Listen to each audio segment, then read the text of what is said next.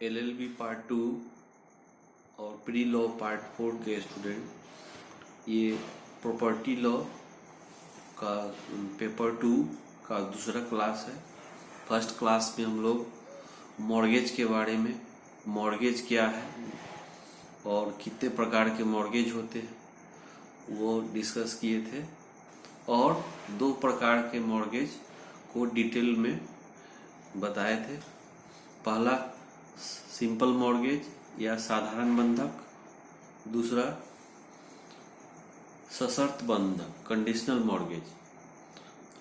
अब आज आपको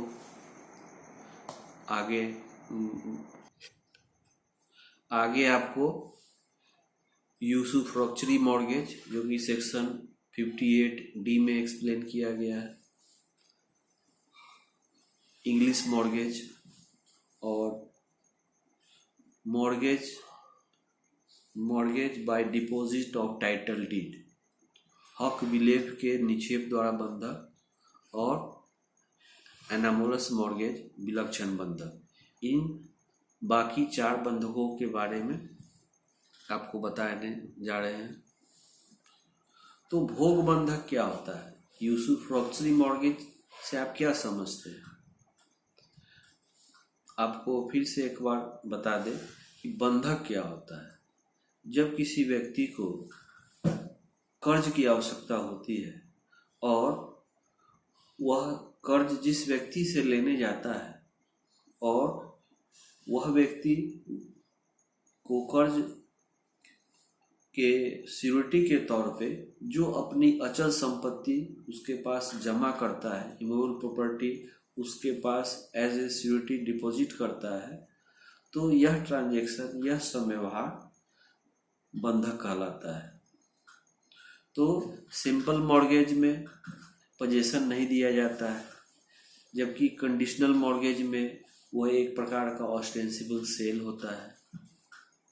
और ये भोग बंधक यूसुफ्रॉक्चरी मॉर्गेज इन दोनों से डिफरेंट है। इसमें मेन थिंग यह है कि सबसे पहले पोजीशन जो है, मॉर्गेजर जो है इमूवेबल प्रॉपर्टी का पोजीशन मॉर्गेजी के दे देता है, और जो भी मॉर्गेज अमाउंट, जो भी कर्ज उस प्रॉपर्टी के सिक्योरिटी के तौर पे उठाता है, तो उसका पर्सनल लायबिलिटी नहीं होता है उस धन को चुकाने का। क्यों नहीं होता है? क्योंकि वह जो प्रॉपर्टी है वह मॉर्गेजी को दे दिया है।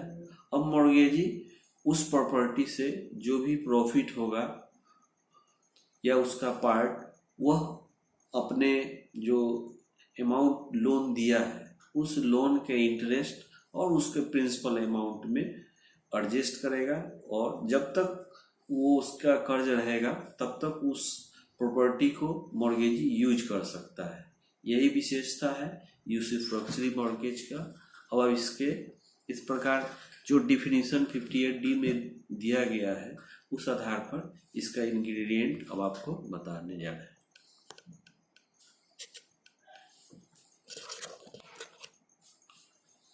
इस प्रकार यूसुफ्रॉक्चरी मॉर्गेज या भोग बंधक के आवश्यक तत्व क्या है? 3 बातें इसमें महत्वपूर्ण है।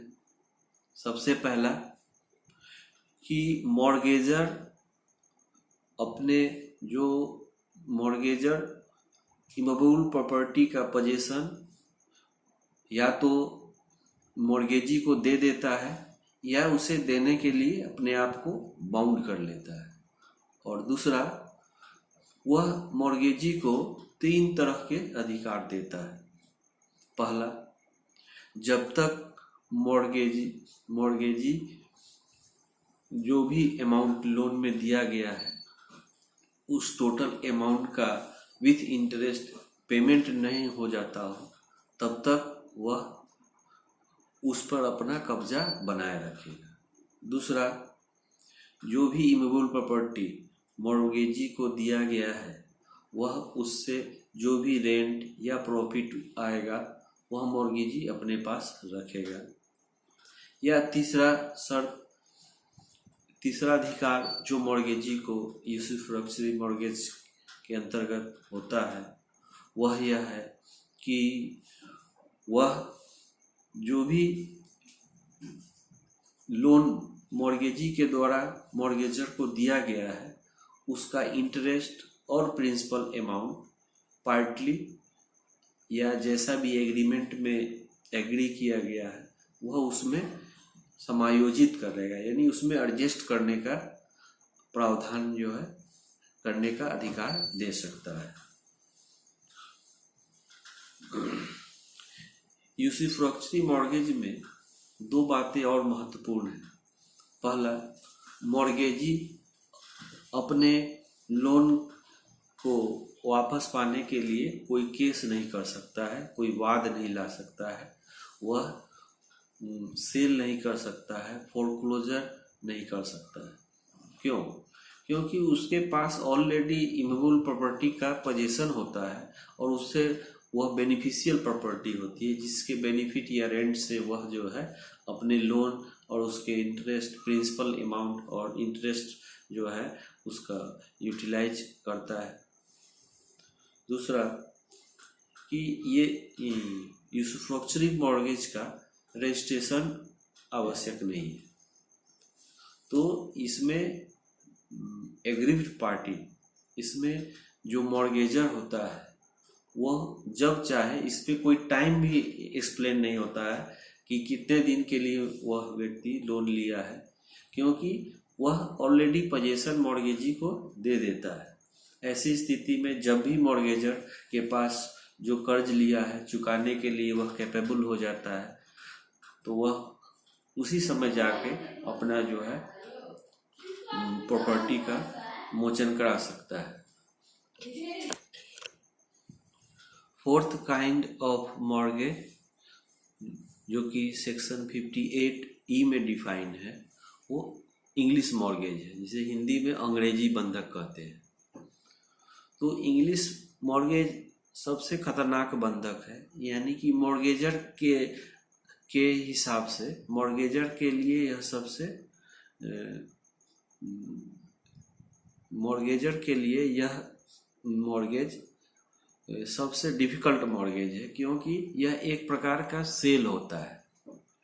मॉर्गेजर अपनी प्रॉपर्टी को मॉर्गेजी के पास बेच देता है और उससे जो कर्ज लेता है वह जब निश्चित समय को, इस इंग्लिश मॉर्गेज में लोन चुकाने के लिए एक डेट फिक्स होता है, यदि उस डेट के अंदर उस डेट तक वह उसके पैसा को लौटा देता है विथ इंटरेस्ट, तब मॉर्गेजी फिर उसके प्रॉपर्टी को मॉर्गेजर को री रजिस्ट्री कर देगा, पुनः उसे उस संपत्ति को वापस कर देगा।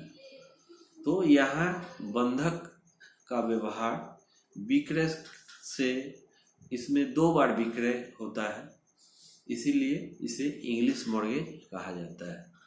तो इसके आवश्यक तत्व क्या है? तो इंग्लिश मॉर्गेज के इसेंशियल इंग्रेडिएंट्स क्या है, आवश्यक तत्व क्या है? सबसे पहला, मॉर्गेजर मॉर्गेजी को अपने इमूवेबल प्रॉपर्टी को सेल कर देता है, जिसको कि एब्सोल्युटली सेल कह सकते हैं,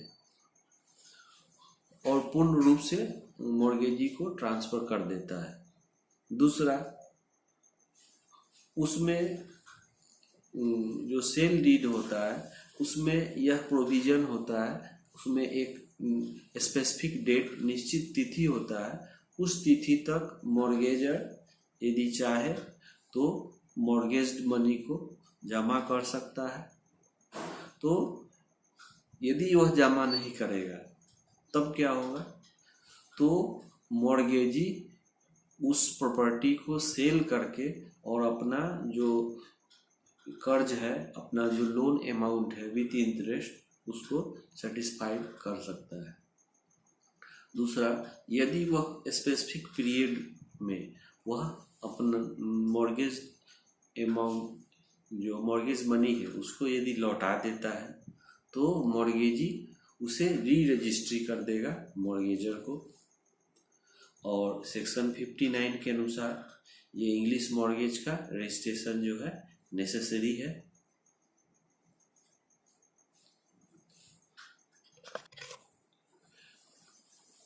पांचवा प्रकार का मॉर्गेज इक्विटेबल मॉर्गेज है, जिसे साम्य बंधक या हक विलेख के निक्षेप द्वारा बंधक अर्थात मॉर्गेज बाय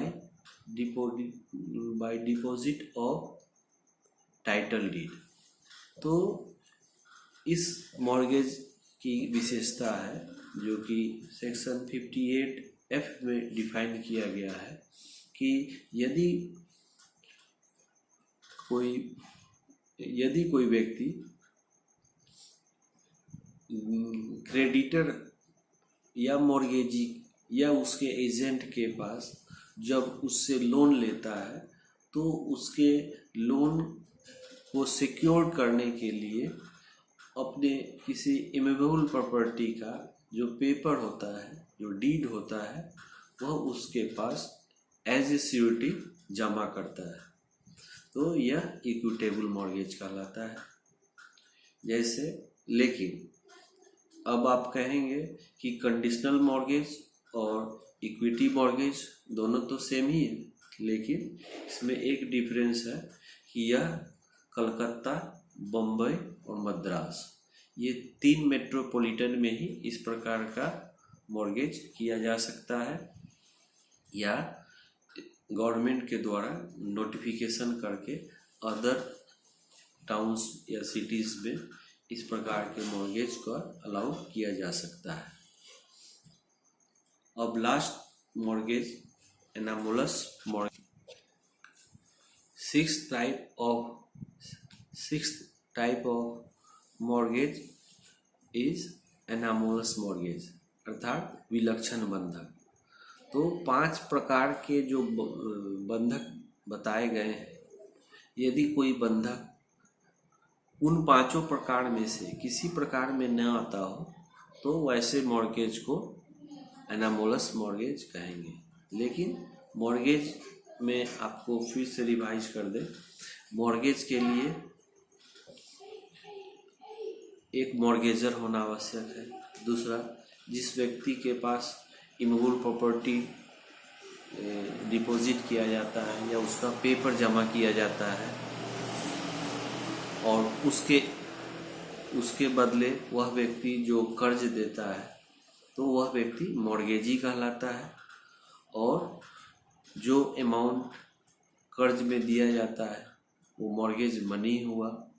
और यदि मॉर्गेजर, मॉर्गेजी और मॉर्गेज अमाउंट ये सारी ट्रांजैक्शन यदि रिटेन है तो वो मॉर्गेज डीड हो गया।